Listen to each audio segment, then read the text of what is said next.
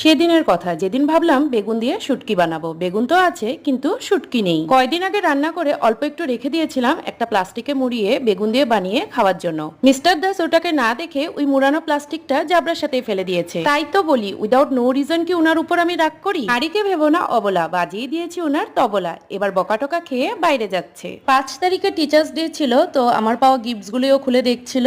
আর এদিকে ওকে আজকে টিফিনে ডালিয়া আর বেগুন আলু ভাজি বানিয়ে দিয়েছিলাম। আমার জন্য সময়ের থেকে বড় টিচার কেউ না, যে আমাকে অনেক কিছু শিখিয়েছে এবং চিনিয়েছে। বেগুন আলু পাতুরি বানিয়ে লাঞ্চটা আজকে এটা দিয়ে করেছিলাম। আমি খাওয়ার পর যা বেঁচে গেছিল সেটা রাতের জন্য তুলে রাখা হয়েছিল। রাতের রান্নাটা দিনেই সেরে রেখে দিয়েছি। একদিকে বসিয়েছিলাম ডাল আর আরেকদিকে বানাচ্ছিলাম শশার ঘন্ট। সন্ধ্যেবেলা কফি খেয়ে পড়াতে বের হয়ে গেলাম। ডিনার করে নিয়ে শুতে যাওয়ার আগে তো অল আউটটা দিতেই হবে, কারণ মশাদের তো মা বাবা নেই, থাকলে কি আর এত রাতে বাইরে ঘুরতে দিত? তাই তো নিশা রাতে জ্বালাতে চলে আসে।